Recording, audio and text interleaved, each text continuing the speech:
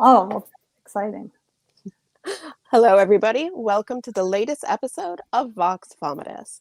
I am your host, Jennifer Ann Gordon, author of the award-winning novel Beautiful, Frightening, and Silent, as well as the Hotel series, which includes From Daylight to Madness and When the Sleeping Dead Still Talk.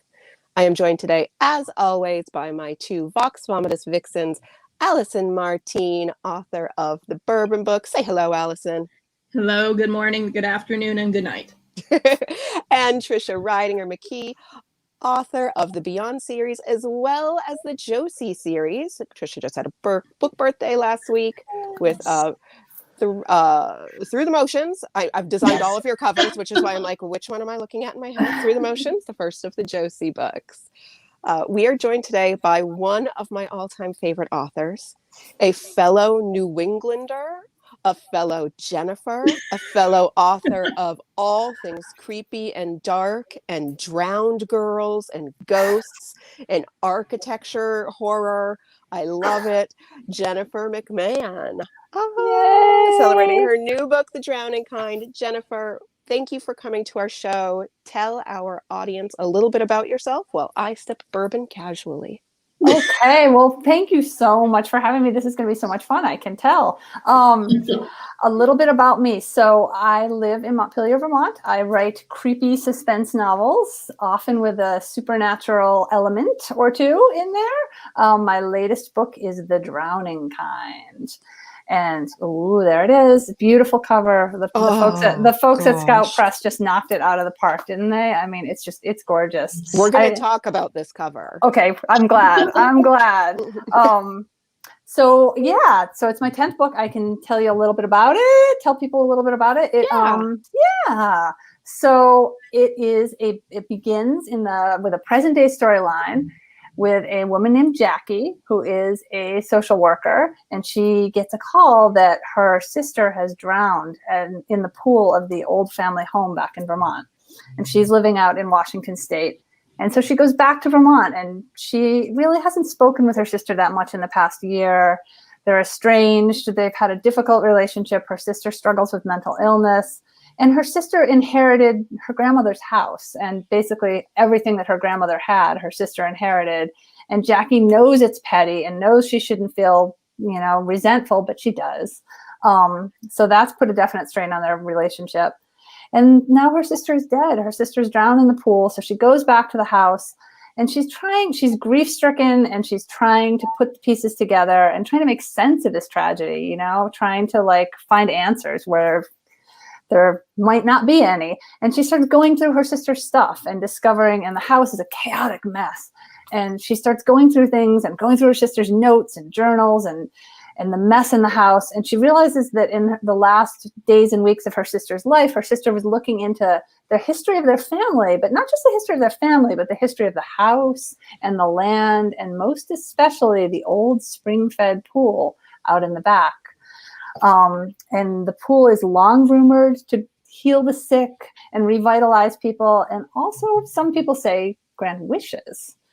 And so we've got the present day storyline, but then woven in to the present day storyline, we have a storyline that starts in 1929, where we meet Ethel. And Ethel is recently married. She's 37 years old. She got married a little later in life for those times.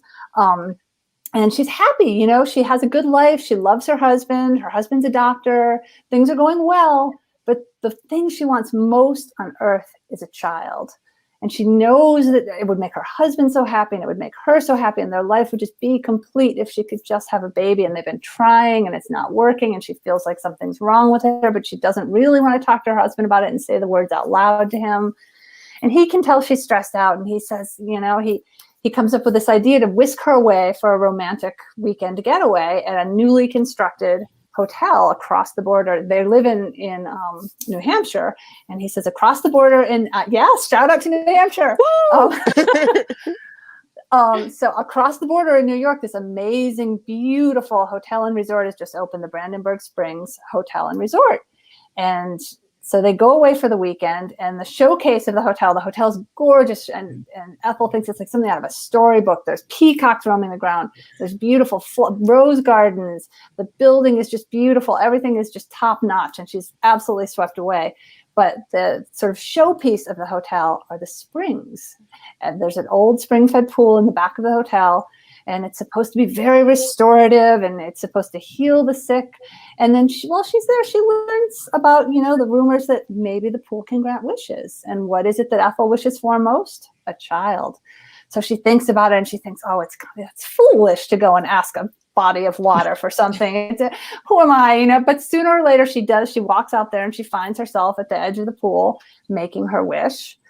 And I don't want to say too much about what happens next. I'm not going to say anything, but I will say that both she and Jackie in the present day do realize that you have to be careful what you wish for. That's sort of the overall message of the book. And so the book goes back and forth between those two storylines, and the pool kind of holds everything together. This creepy pool. I love the creepy pool. I love the black water. I love that you talk about like the granite walls that have like moss growing out of them. All of it. Jennifer, I've read all of your books. I've fangirled, and I will continue fangirling. I've read all of your books. I think this one is legitimately my favorite. Oh, that makes me so happy. It has everything I look for in a book. New England. Okay. Drowned girls. Honestly, you look for drowned girls in a book. I do. I write about drowned girls. I look for drowned girls. All right. I love the idea of, is it a haunting or is it mental illness? Yeah. Yes, that's always Great old houses, all of it. And then you added a cat even. And I was like, the book can't be even more perfect than it is. Oh, no, there's a cat. No, there's a cat named Pig. I know. I know. Yeah. And all I could think was, I really want to get another animal and name it Pig because it's a great name. So we'll go into some more of like the themes of the book and everything, but I do want to mention this cover because I personally have never seen a cover that is like iridescent. Yeah. It's beautiful. The hardcover is even. It's even more stunning. Yeah, it's gorgeous. When I got this in the mail, I just like literally brought it to the light and was just like shimmering it. And yeah, I was like, oh, it looks like she's underwater. Yeah, when I got my box of books, I just kept like playing with it in the different light and made it shimmer. Yeah, absolutely. You guys do like the book talk. I know like the TikTok for books now is a thing, and just make the book dance in the light. That's all you got to do. Book talk. All right. And I don't understand book talk. Figure out TikTok. And yeah, you're right though. Like when you're moving it, it like it gives that like water illusion. It really does. Yeah. And with the soft cover, because I've done it, because I'm kind of a nerd, I did do it in the light. I did like kind of a wave thing with it, and just I love it. And was like, what do I ask for to get a cover like this? Like, what is this even? It's pearlized. I know. It's iridescent. It's pearlized. It's shiny. Yeah, it's magic. It's magic. It's what it is. It's got a magical book cover. I think I do. Yeah. And so you go into like, I remember discussing what the cover was going to be like with my editor, and, we're brainstorming and coming up with ideas, and well, obviously we want to get the pool in there or some aspect of the pool and the water. And she was like, we should get the roses in there. I said, yeah, the roses would be great, but how are we going to do the pool and the roses? Maybe. So we're throwing all these ideas out there, and somehow the art team just magically got everything in there and made it work. And it's awesome. Yeah. I love it. It captures it.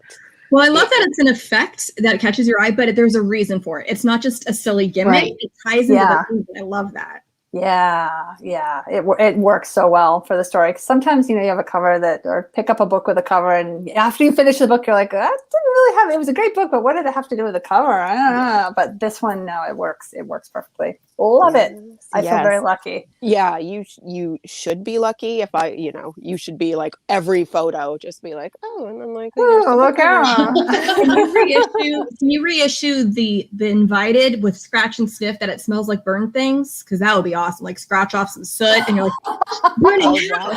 Yay! Person burning. Scratch and sniff. Book cover. I love it. I feel like you could get that same effect, the scratch and sniff burning smell, for Burntown as well. So maybe they'd be fine with like doing once you figure it out. Scratch and sniff. Okay.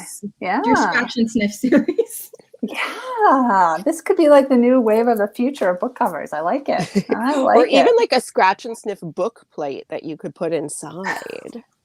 Like, so the scratch and sniff for the drowning kind would smell like, they talk about like the stale metallic water. Yeah.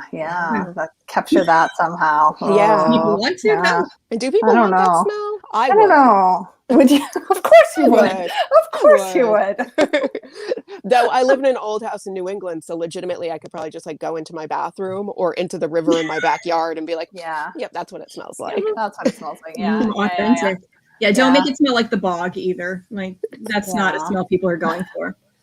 So one of the things I did when I was researching this book is I went to, I wanted to taste like real real water from real springs. And I was in Saratoga Springs with my daughter buying her ballet shoes. That's where she has to go to get her ballet shoes because there's not a place nearby. That's the closest real ballet store, I guess. So we're there and I was like, oh, we have to go see the springs. So we go and we find the springs and there's springs like running and I get my little water bottle and I sip it and I'm like, oh, it tastes like metal. And she tasted it and she said, no, Mom, it tastes like blood. And I was like, yes, you're right. Yes. So that little detail totally went in the book. Yeah. Is that like the whole idea of pennies taste like copper and copper tastes like blood? It's all that same kind of palate. And it does. Yeah. And I think, it's that whole things taste different on different parts of your tongue kind of thing. Mm-hmm. Yeah. I love that. So how did this idea start in your head? Did you start with the springs or did you start with be careful what you wish for? Oh, I definitely started with the water. I started with the pool, the springs. So when I was a kid, I was a little kid. I was just talking about this with my brother because he just bought the book and he's like, oh my God, you wrote about the pool that we went to when we were kids. And I said, yes, I did. So I just like before getting on this, just got off the phone with my brother talking about this. So when we were little kids, my grandmother brought us to visit a family friend who had a house in Maryland. And it was an old stone house. My grandmother's a psychiatrist, and the person who owned the house was also a psychiatrist. And it was an old stone house, and it was a beautiful house. Behind the house was this stone-lined swimming pool with black water. And the water, you could just feel the cold coming off of it. And it was creepy as hell. And I'm looking at the water and I kind of dip my toe in and I'm like, I'm not going in that water. And there's a little boy who lived there who started teasing me and calling me a chicken. And I thought, no way am I going to let a little boy call me a chicken. No. So into the water I go. And it was like shockingly cold. I had been swimming in rivers. I'd been swimming in cold places, but this was like beyond cold. Oh, and the owner of the pool, the psychiatrist, happened to tell us that it was bottomless. He said, by the way, the pool's bottomless. So I know. So I'm in the water. Just what you tell children. Just what you tell children. Welcome to my big black bottomless pool. I know. The water's black. It has no bottom. It has no bottom. Have fun swimming. Enjoy. Yeah. So I'm in there, and the whole time I was in there, I was freezing, but I also was so sure because I couldn't see. And I was so sure that I could feel things touching my feet and my legs and kind of reaching up and grabbing for me from down there. And I'm imagining what it might be. And I'm terrified. And I got out as quickly as I could. But my whole life, like the memory of that pool has just stayed with me. And I've always wanted to put it in a book and write about it. And I've always wanted to make it its own character, right? And like try to get to know it and like do a character study and say, what's your deal, pool? What secrets are you keeping? So I totally started The Drowning Kind just with that pool in mind and thinking about it. And I didn't know what the story was going to be. And I started with the pool and started describing the pool and kind of asking the pool questions and trying to figure out what was going on with the pool. And slowly a story started to take shape. And I had the two sisters. I had the present day storyline of Lexi and Jackie pretty quickly. And so I started sort of writing my way into that. And then as I was writing about that, I got to the point where they learned that there was a hotel back there way back. And I'm like, oh, I need to add some history in here. And I should show someone going to the old hotel and what the springs were like back then. So I'm like, okay. And so I came up with the character of Ethel and I started writing her story and I described her life and her going to the pool, but I had no idea how the two were connected because I am not a like outliner or plotter. I have no idea. Pantser. You're in a team of pantsers. All right, yay, Pantser team. Go Team Pantser. I always feel real inadequate when like we have authors on who are like, and I did a 30-page outline, and I'm like, no, what is that? Can't. What is that? Like, yeah, I've tried, and it's boring. I never did a 30-page outline. I did do like a 13-page outline for a book. My book Dismantled.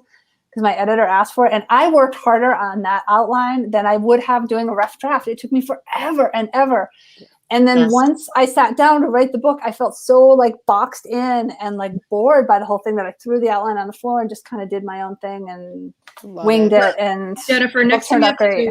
next time your editor asks for an outline, you can do what I did, which is you write the book and then you do the outline after. Because if they ask And that's for what an outline, I do. they don't say it has to happen first. No, absolutely. And that's the way that I need to work. So I need to like get it all out. And, as I was writing the drama, I had no idea how the backstory was connected to Jackie. I didn't know how Ethel's story was going to connect until I got like halfway into it. And I'm like, and there was that moment where I was like, oh my God, I get it. And the whole book started to come together. I'm like, well, and that's why they say the nicer way of calling cancers, we are discovery writers. We discover the story as that's nice. And you had that when you said that moment, you're like, oh, I see it, how it connects. You weren't going to get there from an outline because you can't discover anything from bullet points. No, I mean, I think that I think in defense of outliners, I do think that there are other little discoveries that can be made along the way, and things like the plot and the characters will always still surprise you, right? Yeah. Even no matter what kind of a writer you are, your characters are always going to do things that blow your mind and are like, what is up with that? Yes. You did what? Lindsay Stonerock says, hi. Hi, Lindsay. Yeah. So, as somebody who I have the 3 books I have out, 2 of them are connected. One of them is a standalone, but I did a similar thing that you did. Like I started with this idea of a haunted island, like an island where if you like, and it was like haunted, like it didn't have to be people that died there, but if you go there and if you want it bad enough and need it bad enough, like somebody could appear to you. But again, it's at what cost? But I started with the island and I did like all this like research on islands and thinking about the island and why is the island the way it is? And is it the water? Is it the rocks? And then, so I love what you just said because the story came out of that. I started with just a location that I became weirdly fascinated with because as I said, I like drowned girls. It is, you do. I think it's Ophelia syndrome. It's like, the Lady of Shalott? Lady of Shalott syndrome. Yeah. Well, I have to say, I read where you you said that the mantra, the advice we're all given is write what you know. Yep. And you take that and you turn it to I write what scares me. And I love that because I know early on I tried when I started writing horror, I was writing what I thought everyone else was scared of, but it wasn't connecting. And once I took, even though, I'm thinking to myself, no one else is going to be scared of this because I have some pretty quirky fears. But when you take it and your own emotions are in it, it elevates it. You're able to connect with it. So I love that. I love that you do that. Was there a point that you discovered that to write what you fear, or did you always kind of just use that? So I have always been drawn to like writing on the creepy side. I wrote my first story when I was in 3rd grade, and it was about a haunted meatball. And I feel like a haunted meatball is what comical. There's some comedy, but it was also, I tried to make it terrifying, and as terrifying as a 3rd grader writing about a haunted meatball, So that was my very first attempt at fiction, and I loved it, and I was hooked from that point on. And I remember bringing it into class, and my teacher, Mrs. Brennan, my 3rd grade teacher, was like, "This is really good," and I was so excited and so happy. And she said, "Write more." Right. And so then I went home and I wrote more, and I brought her a story about a mud monster. And then a couple of days later, I brought her a story about a kid who finds a body behind the wall in their house. Okay, see, there's a drastic change from haunted meatball. It got darker. It got darker. I'm just curious, is this before or after Cloudy with a Chance of Meatballs? Because I don't know when this was published, and I'm just curious, did you inspire them somehow? Do they owe you royalties for this meatball mishap? Yeah, I don't know when Cloudy with a Chance of Meatballs came out. But I have always just been drawn to the creepy side. And I studied poetry in college, and then for a year in graduate school, and you go to writing workshops and everyone says, write what you know, write what you know. But my thing has always been write what scares you, because that's where the good stuff comes from. That's where the deep, dark stuff comes from. And I love it so much, and I say it to myself so much that when I turned 50, I had it tattooed on my wrist. I'll do it. So that it's like a constant reminder. It's like, so that I can be a reminder to be true to myself and to not be afraid to go to the dark places and to look at the stuff that I'm sometimes scared to look at. And I am a person who, you know, despite writing creepy books, I have so many fears and I'm always afraid and I scare really easily. You guys see, you're like, I scare so easily. I scream the loudest at horror movies and like I'll be reading the creepy book and I'll need to turn every light on and wake my partner up and be like, I just read the creepiest thing. I'm afraid there's something in the closet and I don't know if I should have the closet door up when it's closed. And I watch horror movies like this. Oh, me too. Covering your eyes. And just like asking Roman the entire time. I'm like, can you just tell me, is it an eyeball part? If it's an eyeball part, I need to leave the room. Is it a tooth part? Are they pulling out fingernails? What's happening? And he's like, you write horror.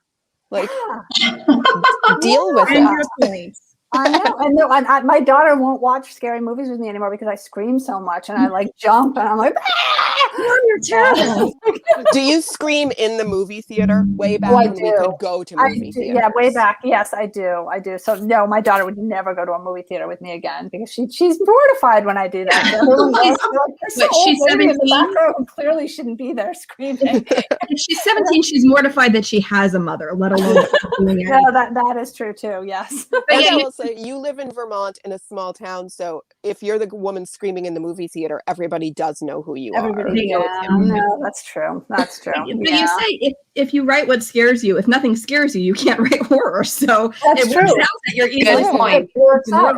And I have so many fears. I keep a list of fears. I have a document on my computer, and I recommend when I do writing workshops, especially writing workshops with like kids and high schoolers and stuff. I'm like, we all have to start our own list of fears, and I have them make little books of fears, like illustrated books of fears out of you take a stack of index cards and fold them in half, and then you draw a picture for each fear and put one fear on each page. And I think that we need to acknowledge our fears and name them and get them out there, drag them out into the light and see what happens. So what is your weirdest fear? Can you talk about it? My weirdest fear? No, I can tell. So I have it doesn't a lot have of to be fears. your weirdest. No, this is, I do have some weird ones. Is it meatballs? Because that's kind of weird. It's not meatballs. I don't have any weird. I'm really, really afraid of balloons and inflatable things. So wacky McMahon is terrifying to you, isn't it? Like, not just balloons, but like if you get like one of those vinyl like pool toys, forget it. And this, I think it's the thing of like having it be small and then watching it get bigger. I don't know. It freaks me out, and balloons scare the crap out of me. Okay, balloons, I'm scared of. I'm scared of balloons. I don't know. Okay, but guys, the ones that have helium and they travel around your house, tell me they're not trying to murder you in your sleep, because they're trying to murder me in my sleep. That's not irrational. Yeah, what if it just deflates on your face while you're sleeping and then you suffocate? It could happen. It could happen. Well, I'm not sleeping tonight. Yeah. Sorry. Every dog I've ever had barks when it sees a balloon. Yeah. And I feel like ghosts.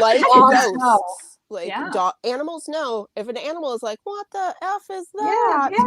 We should also be scared. Is it filled with air, helium, or ghosts? Yeah. So one night my daughter had a sleepover with a bunch of friends and I was asleep and they stayed up late doing teenage girl things. And I'm sound asleep in my bed. My partner Drea is a night owl, so she was downstairs watching a movie. I wake up at like 1 o'clock in the morning and I am covered with balloons. And I screamed and screamed.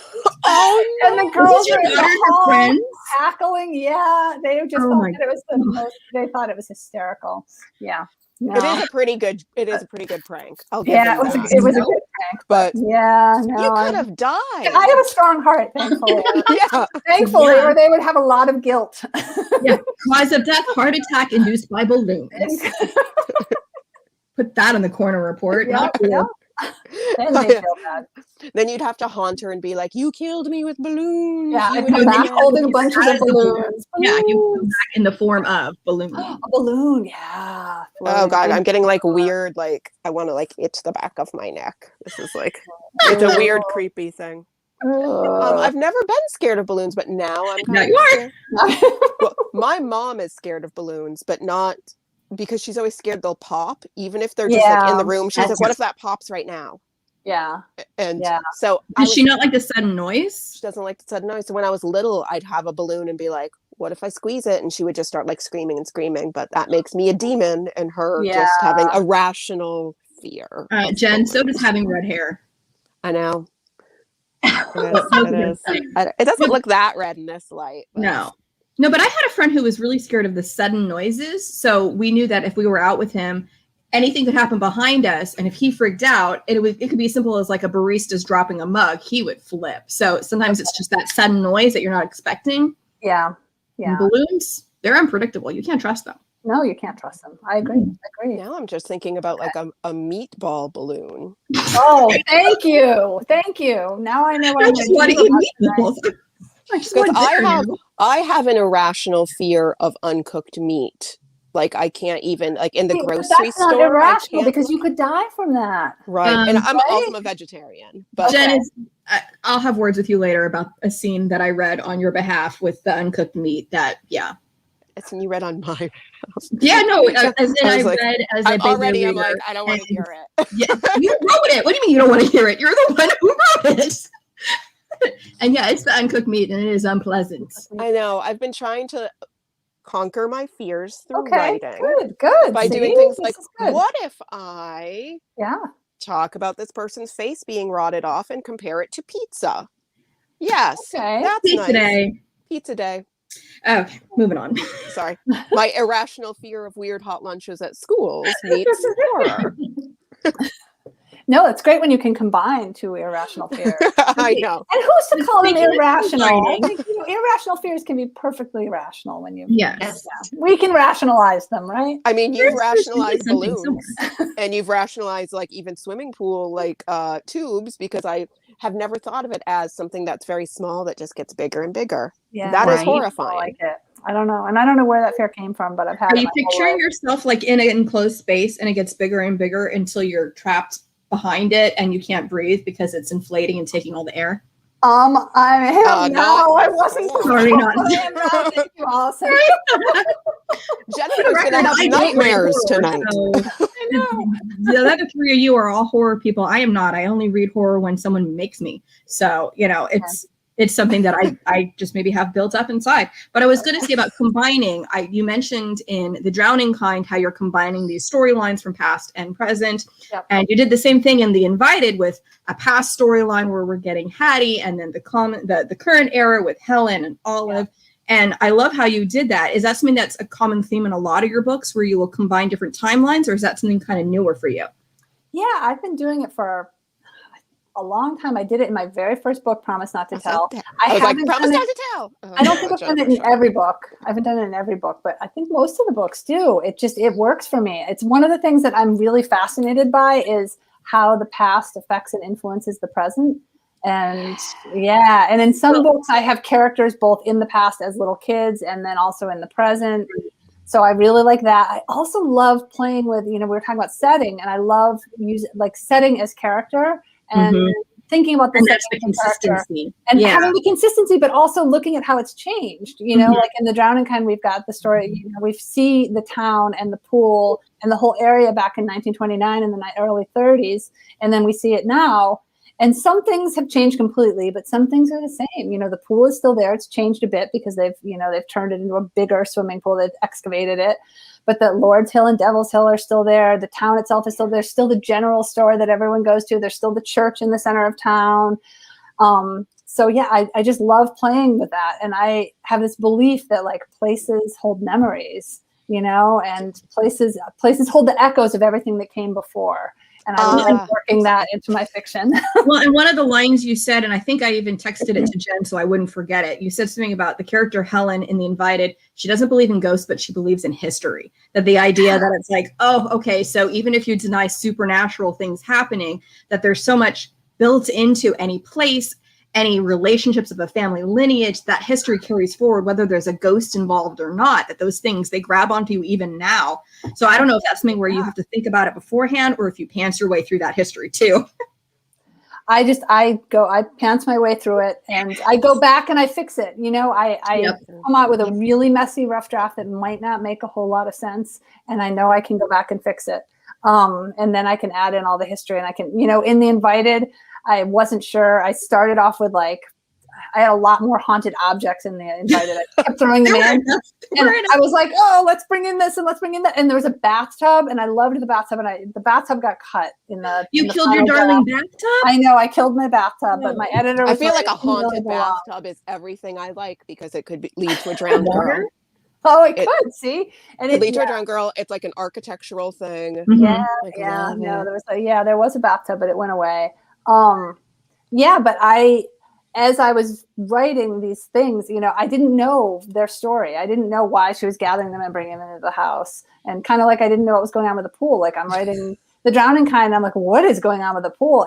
And there is, at one point in the drowning kind, Lexi says to Jackie, she said, there's nothing in the water. The only thing in that water is what we bring down with us. Yes. Right. And so there's that, like, and is that it? Is it just people bringing in their own ideas and their own fears and their own memories and their own, like, do they think that the pool is haunted by their dead Aunt Rita because they're surrounded by her things and her old books and her old toys, and she's just a fixture in their lives because she's the girl no one really talks about, but everyone knows she's missing. Everyone feels her absence. So are they carrying that into the water and kind of bringing her forth from their imaginations because of that, And well, it's like the idea of being drowned by your own baggage. Like That's exactly what I was going to say. Yes. And I don't know. I'm also just thinking that we the all title. feel like that. Yeah. Yeah. Well, you guys have heard there was a play, Stones in His Pockets. The idea of the person who walks into the pond or the Virginia Woolf. It's full of stones, and if you bring all that with you, that's the reason you drown. And it may not be literal; it could be metaphorical. Yep. Yeah. Oh, gosh, I love it. So our show is called Vox Vomitus, which is like our fake Latin for word vomit. And I like that you, we're slowly running out of time, but I like that you said your first draft is bad and it doesn't make sense. Yeah. So it's the word vomit. It's the vomit draft is what we lovingly call it. So do you do that? Do you just vomit the words out and then deal with it later? Or do you find yourself going, let me just rewrite the sentence? Oh, no. If I get caught up in the rewriting of the sentence, then I just get stuck. No, I have to get everything out. I'm a vomiter. I have to get it all out. Because, I don't know where it's going.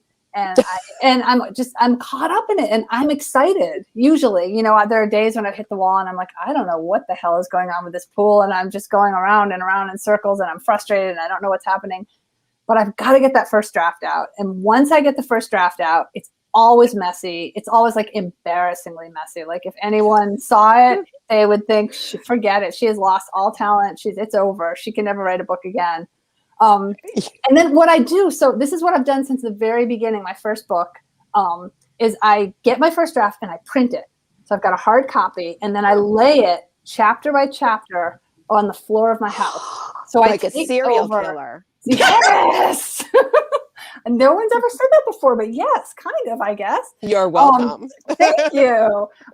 So it takes up my entire living room and dining room. I move all the furniture and I've got it laid out. My family loves it when I do this, especially my daughter. She's like, your daughter, your friends. Yeah, she's like, no, we can't go into the living room and dining room. Half the house is closed off because mom's got her book out on the floor. This is why they filled your room with balloons. Yes. I will just say there was probably a direct correlation. Right. One per chapter. Yes, one per chapter. So I've got it all laid out on the floor, and only then do I start to really get what the heck this thing is about. It's like I've got a bird's eye view of it, and I like walk around it like a crazy person. I'm walking and I'm looking, and then slowly I start moving things and I start taking things out, and I'm like, oh well, this doesn't belong at all, and this needs to get moved up to this is where the story really begins, is this scene. So let's move to this to the front, and let's do this. And as I'm writing and as I'm moving things around, I'm also like I've got a stack of blank paper next to me, so I'm writing out scenes that I know I need to add. I'm pulling things out. I'm writing things on chapters. I'm color coding the chapters, saying like, this is from Ethel's point of view. And this is to make sure, like, I don't want 3 Ethel point of view chapters back to back. I want to intersperse them. So I want to make sure there's balance. So this process usually takes a few days, the like going around. And in the old days, I used to be able to leave my book on the floor, but we've got cats and the kids coming in and out. And now we have a dog. We adopted a pandemic doggy. And You adopted a pandemic dog? I did. Yeah, I know. We'll get to that. Well, and so the comment popped up. Lindsay said it's a book puzzle. So you literally have a book puzzle, and you're rearranging. You know, it feels like a collage. Is what it feels like. Yeah, absolutely. Well, and you say you don't outline, but it's almost like at that point they are an then I outline. Absolutely. They're almost the chunks, and you can Yes. So then I do outline. Then I seriously outline because then like a whole new like organized Jennifer comes in. And so I've got it laid out on the floor. I've never heard those words, organized Jennifer, in a row. That was weird. I was like, I am not. That's referring to Ms. McMahon, Ms. Gordon. So then I've got it laid out, and once I've got it the way I want it, and I've got everything laid out, then I get out my index cards. Index cards. And I make one index card per every chapter. And I like write a couple sentences about what's happening, and I color code them by point of view.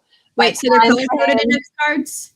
They're color-coded index cards. Okay, yeah. So my agent had posted to me recently with like, who else uses color-coded index cards? And people are like, nerd. You're doing that. Apparently, I do that. So I'm making up for like the chaos and the like no plan rough draft by being ultra organized now. So I've got, and then by the end of it, I've got my stack of index cards, and that kind of serves as my outline. When I sit down to revise, I'm like, okay, so this is, my book is now going to open here. I know it's going to open with the two sisters in the pool, which I originally had much later in the story, but I'm going to open it with this, and I'm going to go from here to here, and it's. I love that you changed. Sorry, Alice. Sorry, I love that you changed the order of things. I think even though I'm a pantser, I have this.